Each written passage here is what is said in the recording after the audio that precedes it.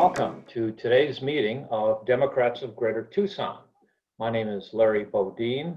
I'm the president of Democrats of Greater Tucson, and I will be your host today. We have a couple of excellent speakers today. We've got Connie DeLarge. Connie, how are you? I'm fine, Larry. And Paul Taylor. How are you, Paul? Doing well, doing well. Connie DeLarge was raised in a political activist home.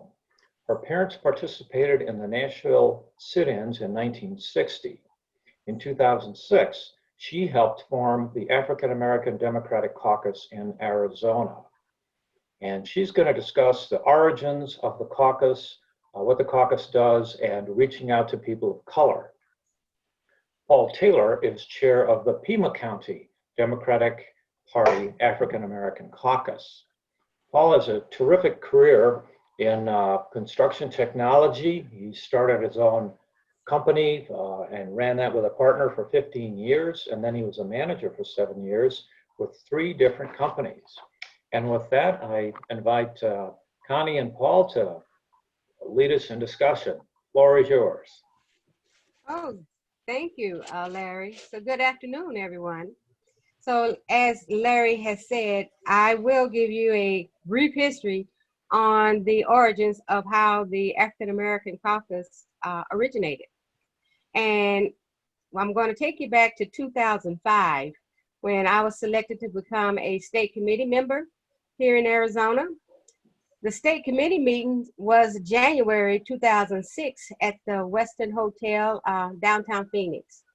And back then, Pima County used to rent a bus to take all the committee members to those meetings. And initially, this is my first time ever doing any of this. So the unknown was pretty shaky to me. The bus had 2 stops, one somewhere in Tucson, and the other one was at the McDonald's off of I-10 and Cotero.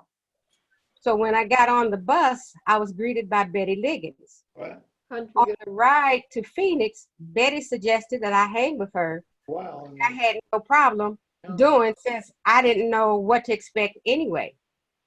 So during this convention, I did notice there were not a lot of people of color. Turns out there were about 500 people there and about 12 were African Americans. Tucson had 3 African American state committee members, Betty Liggins, Leroy Dyson, and myself.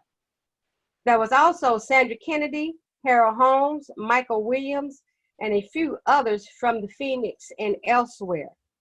The 12 of us met for lunch at this Mexican restaurant and decided that the state party needed an African American caucus because at the time there wasn't one. And this was the beginning of the African American Democratic Caucus. After that meeting, we met and elected officers. So we thought we were on our way. Little did we realize this was going to be a much larger problem than what we expected. For about 1.5 years, we officers traveled the state trying to gin up support for our caucus to little avail. We traveled up and down I-10 to various counties trying to get African Americans interested in politics. We were even having a hard time trying to get a caucus going here in Tucson. For some reason, though, I never gave up. And even though it looked very bleak about the prospects of our caucus, I still had hope. So on February 10th, 2007, Barack Obama announced his candidacy for the presidency of the United States. At the time of his announcement, I was skeptical. I really didn't think he had a chance of winning. He wasn't even my choice at that time. So on June 7th, 2008, Barack Obama became the Democratic presumptive presidential nominee when Hillary Clinton dropped out of the race. During this time, we started getting more African Americans interested in joining our caucus. Things were looking up for the caucus now 2 years later. By 2010, I believe, we had about 3 or 4 people on the executive committee for the state party. This was a first to have that many African Americans involved with the state party. Period.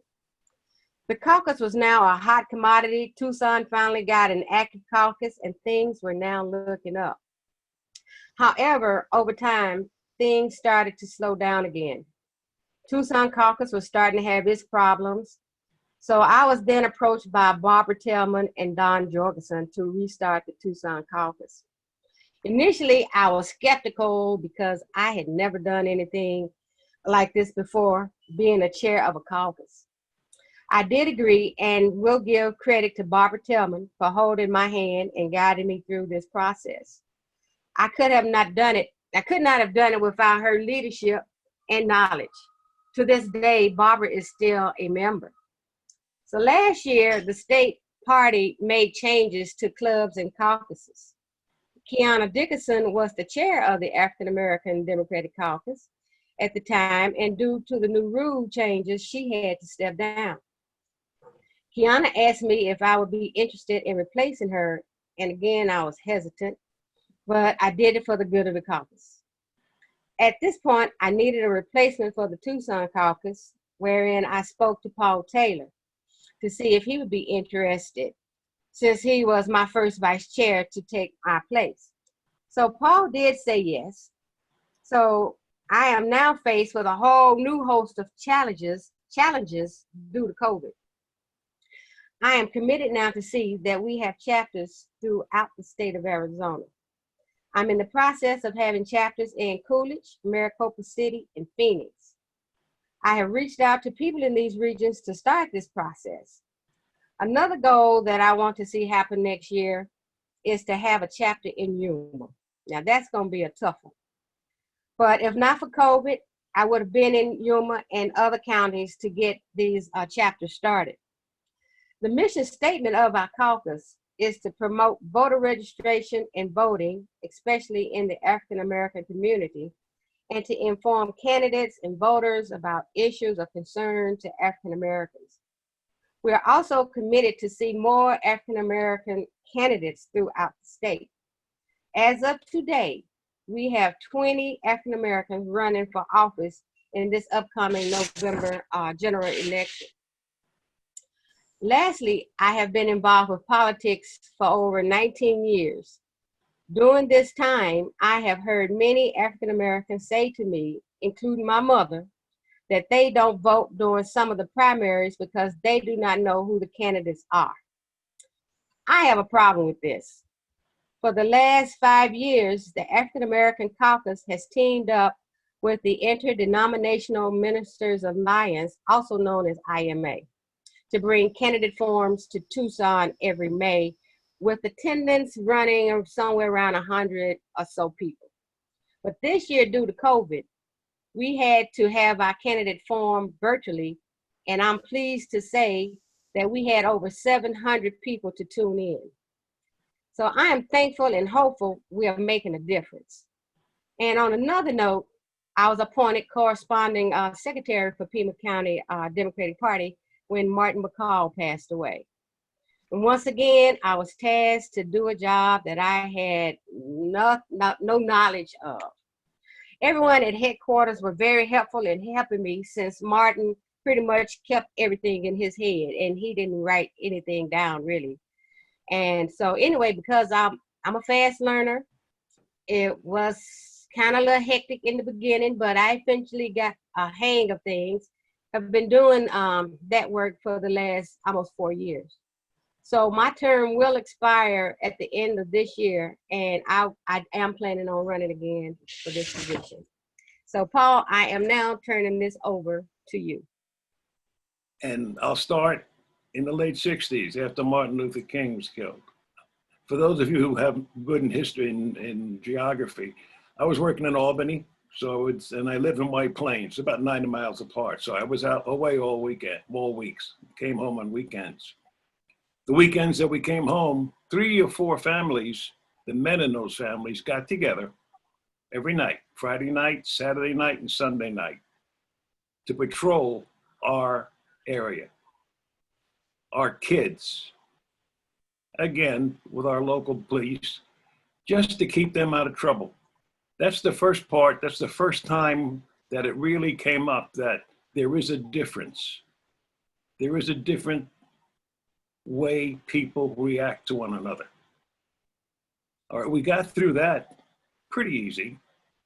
Nobody was hurt, nobody was killed.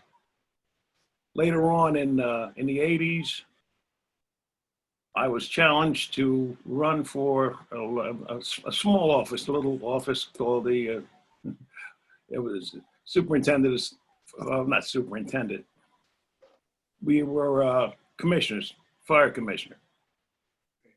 It's actually a group of 5 people that are commissioners that represent the communities. It's then I found out that there's always been a very strong current when it comes down to how power is used and how it's given away or taken away. I ran, I got 5 years there. It was great. I had to move out, so I had to move away, so I couldn't stay on the board. Going another few years, I got involved with the schools. My youngest son was having problems, so we got into the PTA. As a man, I got in there. Most men in those days, and probably these days too, don't have the time or to get involved with it, but I had to do it for him, Joey, my little guy. That was interesting. He is black. Again, the minorities, Huh? then you see the difference, how the balance goes, how you work with that, how you try to make inroads to get our kids educated. And that's why I lean a lot towards the educational part of the situations that we're going to. Because I firmly believe Problems. the only way to get out of here is by educating our youngsters, a proper education, an education for all of our youngsters that's level across. Not because I live on one side of town, I can put my kids there and they get a better education, but the ones on the other side of town, they can't have that same thing. I think that's totally unfair. And these are the kind of things that our kids are growing up with today. And our political leader, very smartly, knows how to use that and keep us from working together. That's the thing that's the most important. We have to learn to work together. Whether we know it or not, we need each other. Whether we like it or not, we need each other. When we got out here, we finally met Connie, who was miles away from us, a block and a half to be true. I don't know how we hooked up, but I'm glad we did. And for the past 5 or 6 years, we've had the opportunity to travel around and meet a lot of people and see how life is. Life here is not the same as it is in New York. It's tougher here. And that's why I think we're all meeting now, because we want to try to ease that up and make it better, especially for our youngsters. I have a list of things that we can talk about, but I'd like to hear what everybody else has to say too, how the order should be done. I yield the floor. All right. Thank you very much, Connie. Thank you very much, Paul. Question for both you and Connie, and that is, what activities do you find are most effective at reaching people of color? Just being out there where they are. And I'm a people person because, like I said, I was born in Nashville. So I do have that Southern hospitality, and I am not afraid to approach any person of color, to ask them, are they registered to vote and things of that nature. And then from there, I'll move the conversation. But just trying to be out there where they are, which is a difficult time right now because of COVID. So, Paul and I, what we had started doing a few years ago, when we attended a lot of functions, we always noticed that there were nobody black there. I mean, all these functions were always white people.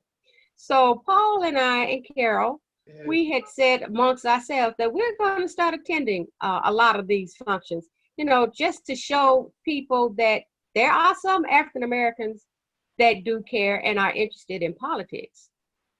So that's why Paul and I we'll be out and about and going to different functions and debates and house parties and you name it, but we were always out there. And then while we were out there, if I ran across people of color, I would give them my card, our caucus card, to invite them to attend a meeting. Because I'm always out there trying to grow the caucus. But hopefully, with Camilla being on the ticket this year, and should they win, I do expect us to get more members. Because at one time we had over 250 members statewide, and now it's about 150 that's, that's still members. Question here from Susie Anderson. Hi there, Connie and Paul. This is so exciting for me because I've gotten to work with Paul. I just wasn't aware of what part I could play. And that's what I need to know. I was so excited. I joined the NAACP, and I have started going to those meetings. I wasn't sure if I were welcome. And once I joined, it's like, well, of course, we're all working toward the same goals. What kind of suggestions might you have? You can join the African American Democratic Caucus as well. That would be a start because we welcome all. And actually, when we first were getting started, that became an issue. There were some members that wanted only African Americans to be members, and then there were other of us that wanted to be inclusive for all. And apparently, I'm glad that my side prevailed, and we are now inclusive to all people. So our goal is to reach African Americans and to try to get them more involved politically. But we can use your help, and I would welcome you. Thank you. Interestingly enough, Susie and I met in an environment around schooling for kids. And that goes right to, I've always been this way. Maureen knows this too. Education comes first. Yes. I think that we're missing the ball game on a lot of things because we're not preparing our kids. And the way I see it, that starts with we have to look ahead 10 years. Most of the economics that you study, there's a period of time that you plan ahead. You can't anticipate 100%, but you can make a general line, a plan of what you should do. So when you get there, you will at least have a stable place. Our kids are not getting a stable education just because we're in Arizona. Yeah. Bottom of the track. And then being on the bottom doesn't make you the strongest building in this situation. We need to work with the kids. We need to work with the schools. We need to make sure that our politicians understand that they have to fund education. And education covers everybody, black, white, and everything in between. That's where we start. That's where we need to remain strong or get stronger. Everything has to be done. We have to do 100 things, but we have to think about what's going to be our payback. If you're the CEO of a large corporation, you're not planning about what car you're going to put out next year. It takes 4 or 5 years to design and build a car. You can't do it in a month or 2 months or 3 months.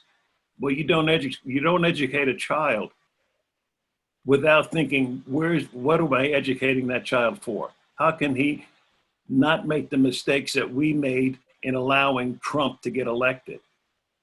If there's anything like that, that happened because we didn't do our jobs. And that's what we have to hold on to the fact our job is to prepare for the next big problem that comes along, not to wait for it to get here. We need to educate our kids, and we have to do it together. I hear that there are schools that those schools don't work well. You've talked with me with Dustin.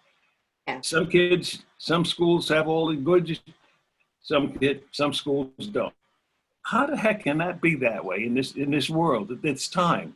Why can't we at least find a baseline where everybody can start from?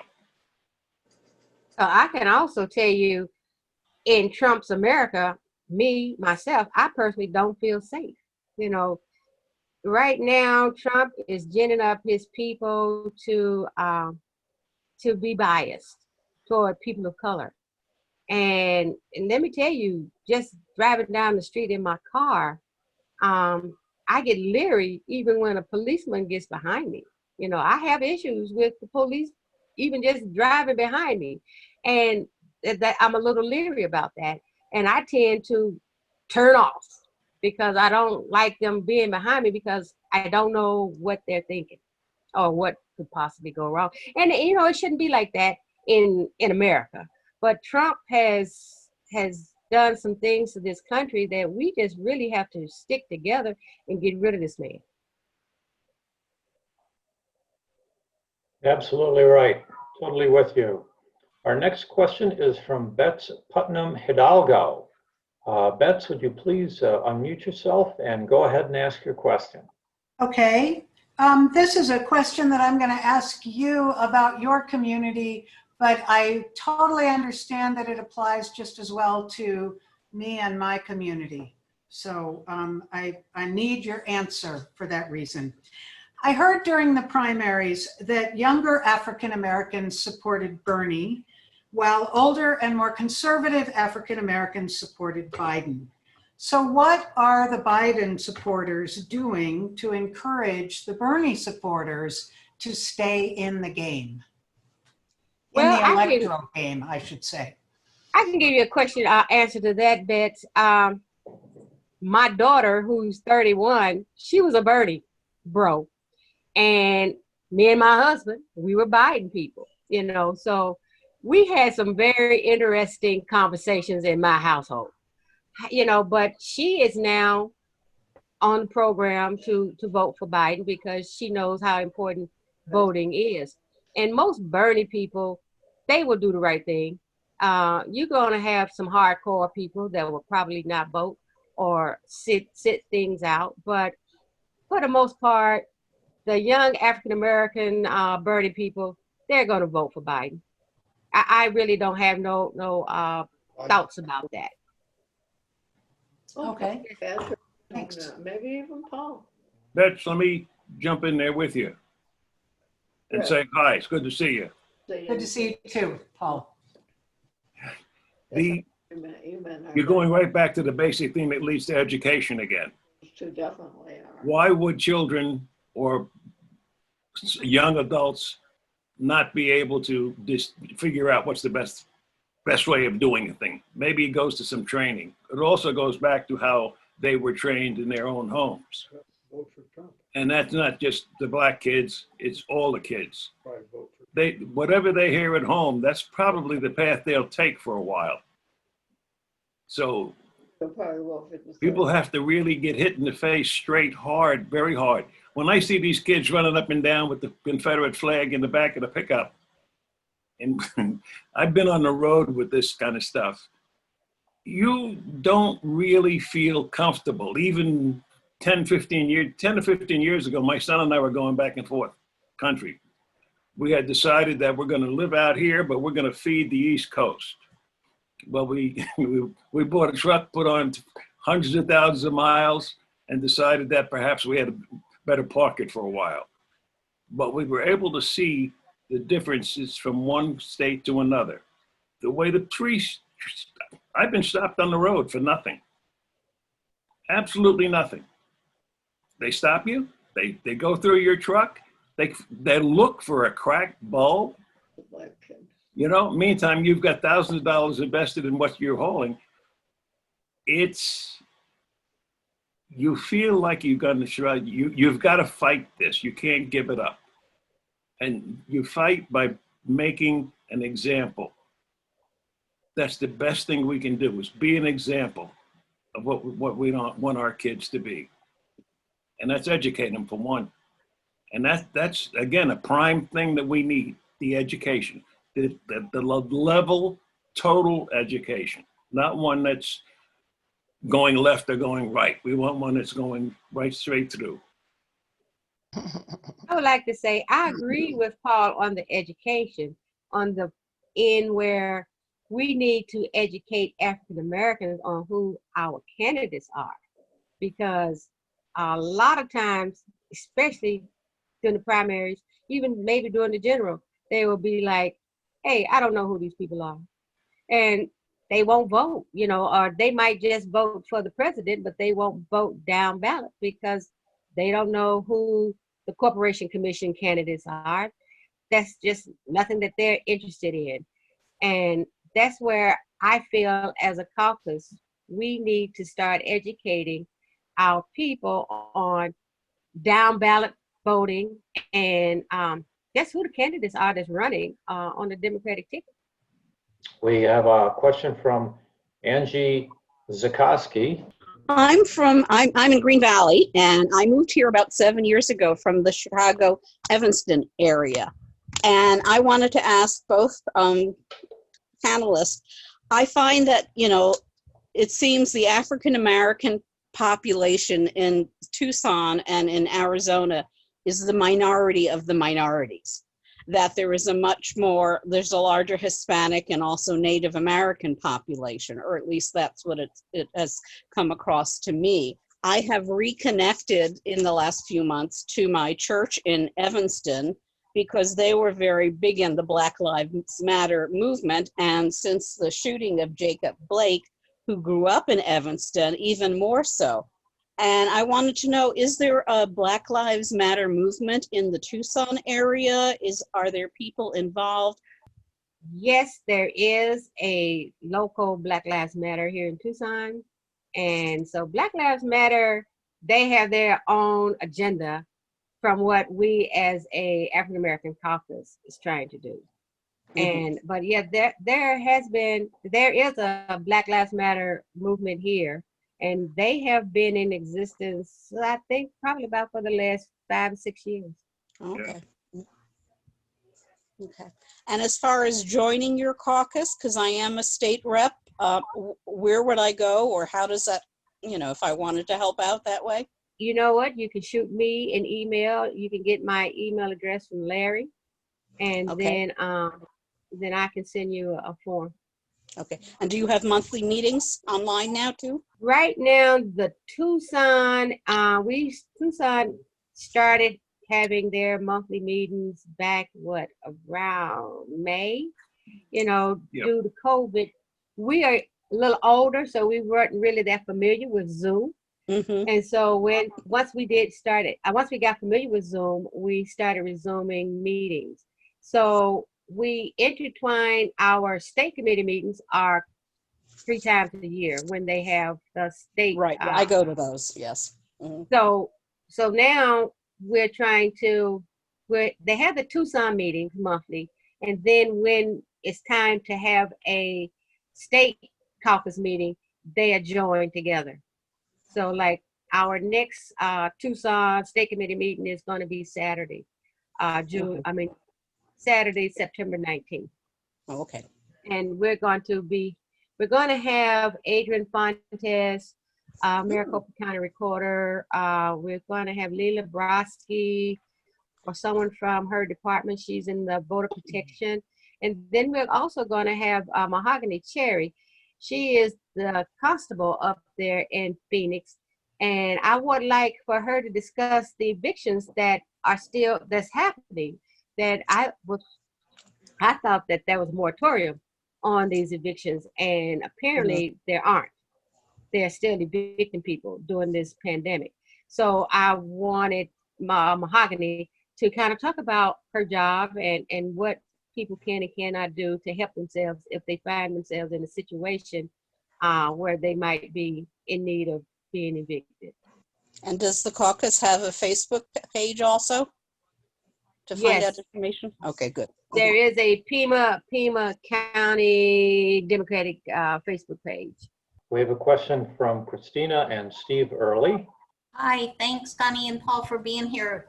Great information.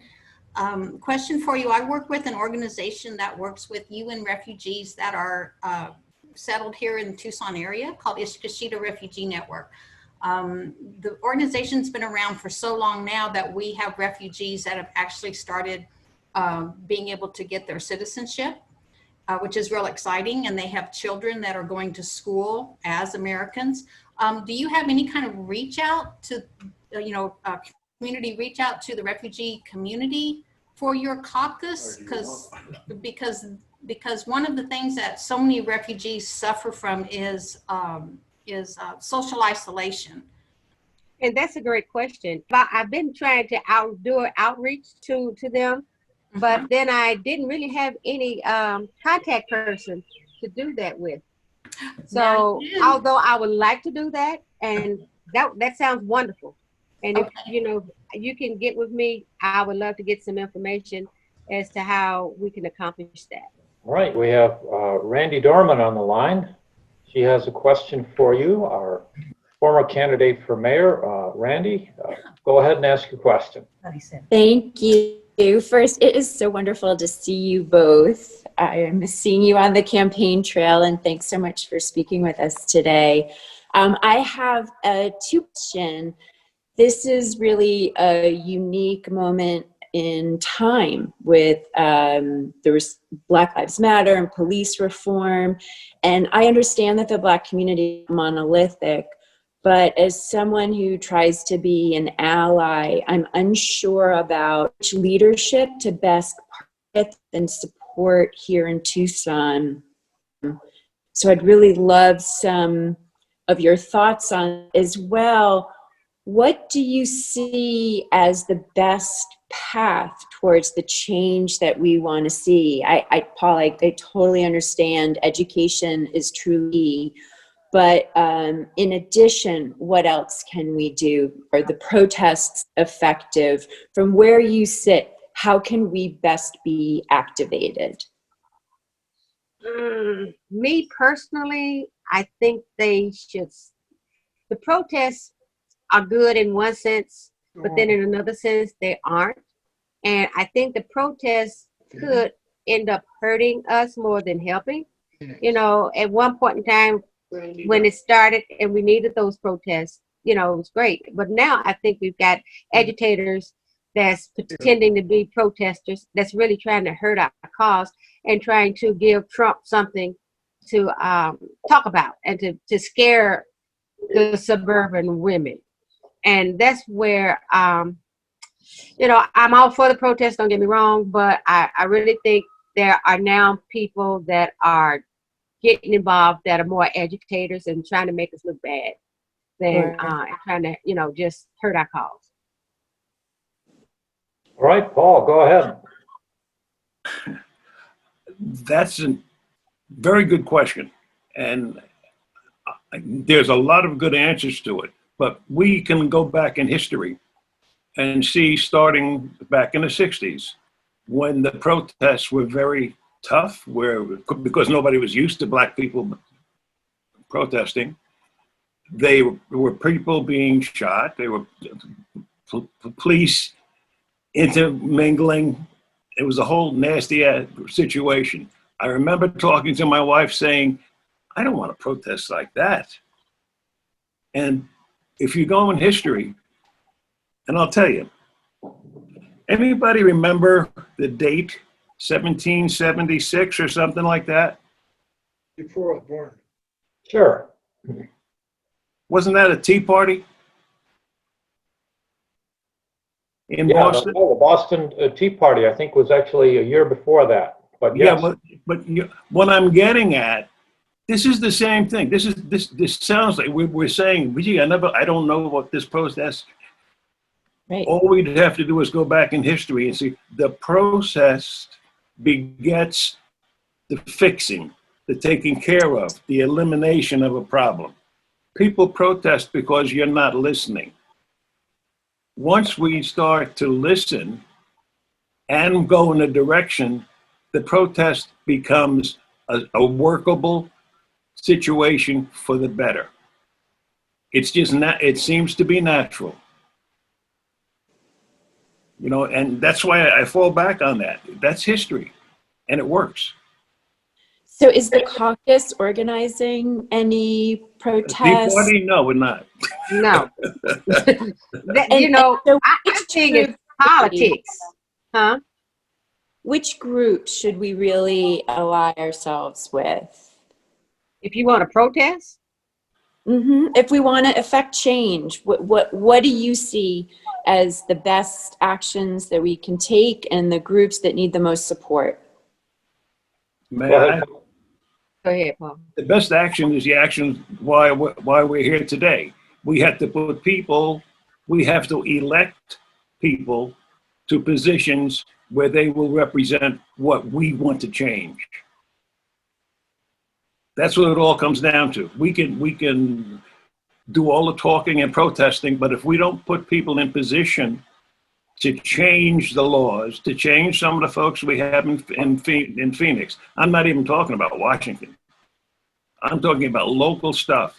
It starts at the voting box, and it starts with educating people that if you vote for this person, you will get this. If you don't vote for, if you vote for the next one, you'll get this something else. Which one do you want? That's what it comes down to. We're not going to fix it by writing a letter. We're going to fix it by voting and then staying with the vote. After we vote, don't walk away. We have to keep after these folks. For 2 That is so years, true. for 2 years, we had Friday meetings over there on Alvernon with the local, all the elected people. 2 years I spent over there on Friday mornings having coffee and they talking to Phoenix because we're always 3 or 4 people behind. That's how you do it. You stay with it. Bets you know that. You were there too. You probably still are. All right, we have a question from Gail Camaras. Gail, please unmute. I'm questioning what kind of legislation might you want to see should we actually get some good legislative majority in Phoenix?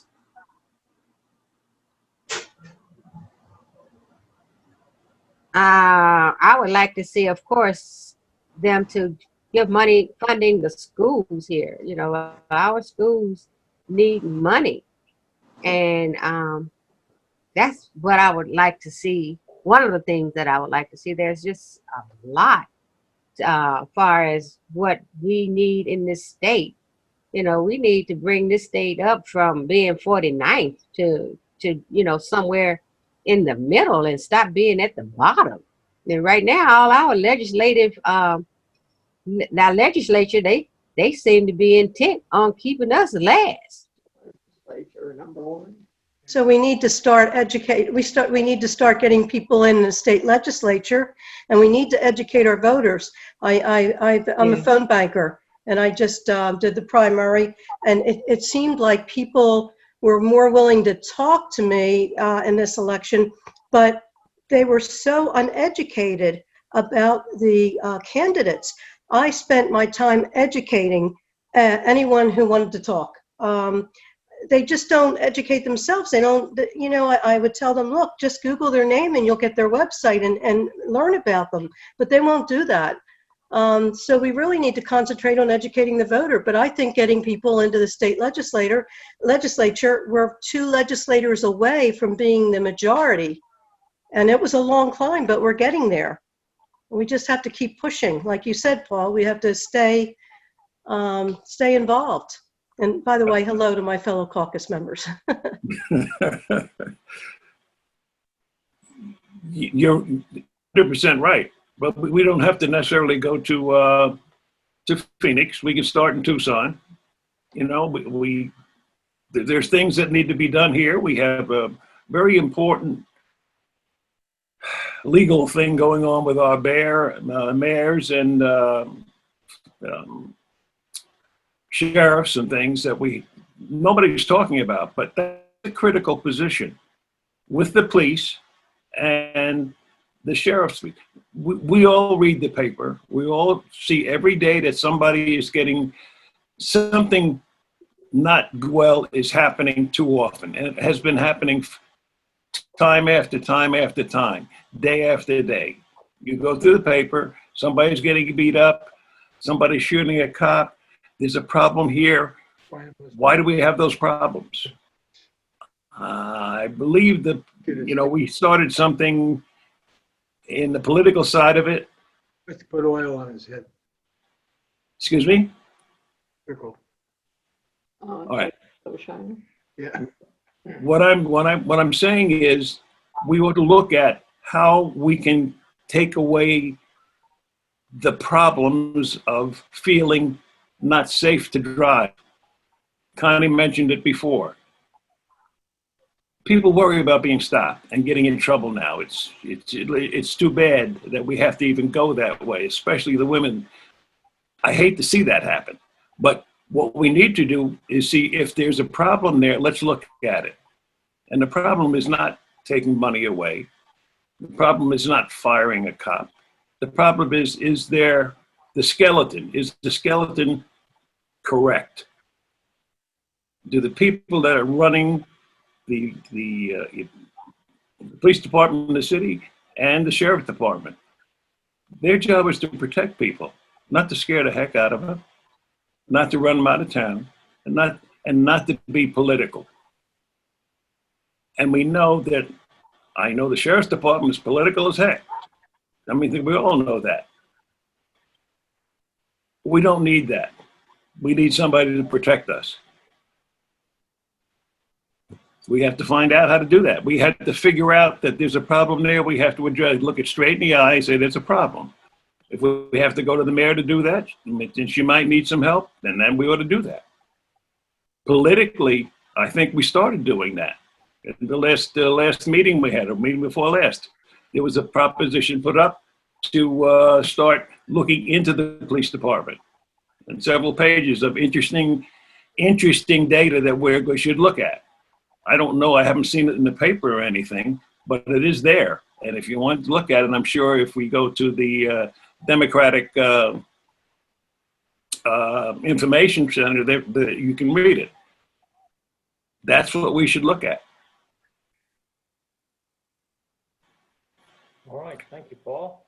We have a question. Silence is golden. Question from Lillian Fox. Lillian, please unmute yourself and go ahead. Okay.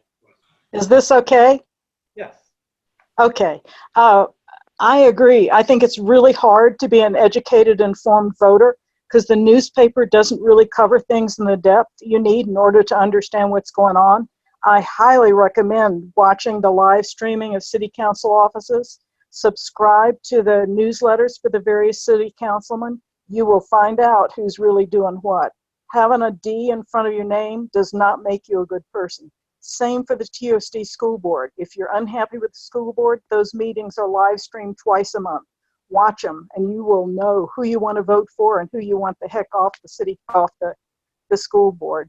That we kind of have to take our own education into our own hands because we just don't have the media that we need in order to be informed voters. All right. That is correct. Any comment, Paul or Connie? Well, she is correct. We don't have a media that that informs the public on what's really happening. To me, some of the news stations are biased, and there are some channels I won't watch because I know they're biased in their reporting. And then also, too, again, I look at even trying to reach African Americans. There is not a Black and African American publication that's here in town.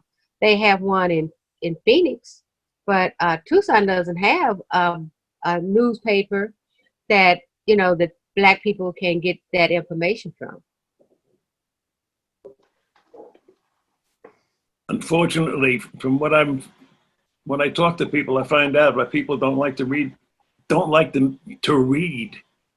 to see what's going on. Not enough people read. I think personally, I get two newspapers. I get the local paper and I get the Wall Street Journal. I read both of them every day. It costs me 2 or 3 hours to read it. And most of the time, you can get some bit of work. Something what's going on. we have to invest, if we really care, we have to invest the time. We just can't come to a meeting, ask a question, get a 1, 2, 3 answer and say, okay, I'm done. It doesn't work that way. You know, Connie talked about us going to various things over the last 4 or 5 years, getting involved in it being only the blacks that show up. Well, that's not only in here, that's all over the country. Sometimes you're not welcome. You have to go in there and push your way in, but you have to go. And that's for us to go. And also, when we want to make a change, there you go again. It's a protest. What we're doing is protesting, folks. And when you protest, when you finish protesting, you then have to put a policy out. But just because we're not walking down the street waving a sign, well, look at Red for Ed. That's protesting, right? And what happens to that after that? The policy is up for vote, 208. It's to be voted on. And that's a start. And that started with a protest. You know, so protest is not a dirty word. It's a clean word. Okay, folks. All right. You know, getting back to the police resolution that was voted on by the Pima County Democratic Committee, I think you can find it on pimadems.org. A lot of information on that website, including information about our African American Caucus. All right, we have a question from Amy Graves. Thank you. Amy, would you please unmute yourself and go ahead and ask your question? Hi, thank you both for speaking to us today. I was curious if, since both of you have touched on this about the engagement of African Americans in our political process, what have you seen, heard, been told that are the major barriers to those participation, that level of participation that you want? Has it changed over time? And what are your recommendations for engaging folks for a white girl like myself? Well, what I find within the African American community is the reason it's hard for us as a caucus to get African Americans engaged. They have no interest. They will tell you, they will tell me, hey, I will vote, but I'm not coming to a meeting. And I've heard that for many, many, many years. So that's my concept of trying, my thoughts on African Americans in politics. They have too much other things in their everyday lives, and they really don't think that politics is that important. Now, I think Trump is starting to educate a bunch of them. You know, people are starting to wake up or get woke. But for the most part, when it comes to coming to a meeting to get educated, no, they're not interested. And as to the question of, now what was that second part of that question about how to get you Have involved? you seen, what are the changes that you have seen and heard on barriers? Has that changed over time? And by that, I mean, you know, within the last decade or so up to date.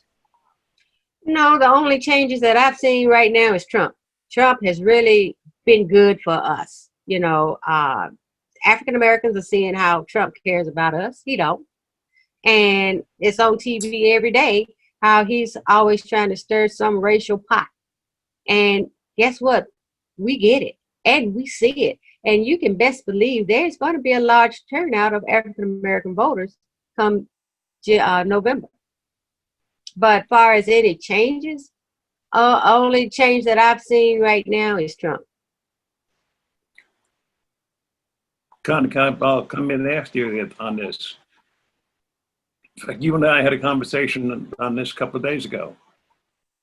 Black families, Hispanic families, Indian families are sometimes not real families. They're just portion of a family. You know, one person, one or two kids, the person being a woman most of the time. They don't have time to read the newspaper. They don't have time to go to meetings. They don't have time to get together. They're trying to make it now just to pay the rent. Mhm. You know, we're lucky. All of us, black or white, we're having this conversation. We're sitting in air-conditioned areas. We're using the thing we're talking into is worth more than these people pay for, you know, in rent, the computers and stuff that we have around us. There are folks who can't afford this stuff and they can't afford the time to come to a meeting. And also, they're tired. You got 2 or 3 kids and you're trying to take to them and work. I watch my granddaughter. She's working for X amount of money and she's falling down every month. She doesn't have enough if she wants a car. She's lucky, she's got us. But a lot of people don't have that. And the younger people are the ones that we need to have a break. Now, I'm not advertising that we go and finance everybody and give everybody money and it'll solve the problem. But it is one of those problems that has to be put in when making this fix that we're putting out. One answer doesn't fit everything, but it starts to get things in a line so we maybe can chip away at it and make progress as we find out the problems and work out some kind of ways to lessen those problems for people so they have time to get involved. We have time, we're retired, we're old, we got enough to pay the rent and eat, and here we are, we're good. Look at the kids around us, the young folks in their 20s and 30s, and even maybe a little older. They don't have time for this. And that's really hurts. And I don't know if I had time when I was 25 or 30, but I didn't. All right, folks, we're out of time. It's 1 o'clock, but I want to ask Connie and Paul to take us out. Tell us how we can support you and how people can get in touch with you. Well, you can always email me at cdelarge0222@gmail.com. To help us out, you can join our caucus. Just talk to your friends and family and make sure that everybody tends to get out there and vote come November. But as far as our caucus, we welcome all, and we are always looking for new members. Paul, what would you add to that? I'm trying to think of a way that would work. And again, if we could get rid of this thing we got over us and just sit down around the table and talk, that would be a lot easier to do. Do what Connie says. Send the communication in. We'll get back to you and see if we can what we can arrange, what works for everybody. It's just, there should not be a 1 or 2 person get together. It should be a group of people. You know, we don't all speak the same language, but that's good. That's helpful. It's nice to know that somebody else thinks slightly different than you do. It doesn't hurt to have that. When you're interested, just pick up the phone, make an email to us, and we'll get back to you. Our meetings are what, on the 19th, 17th? Yes, our next meeting is on the 19th.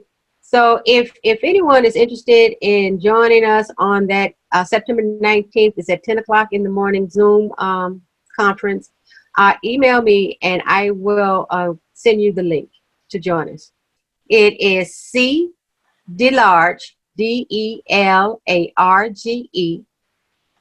0222@gmail.com. Thank you. No problem. All right, folks, thanks so much for coming to the meeting. We really appreciate it, and an especially big thank you to Connie DeLarge and Paul Taylor for giving us some really valuable information here.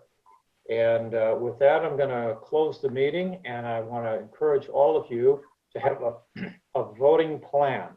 When that ballot arrives on October 7th, have a plan on how you're going to get that ballot in. And with that, See you tomorrow. yep, We'll see you next time. Bye-bye. Nice being with you.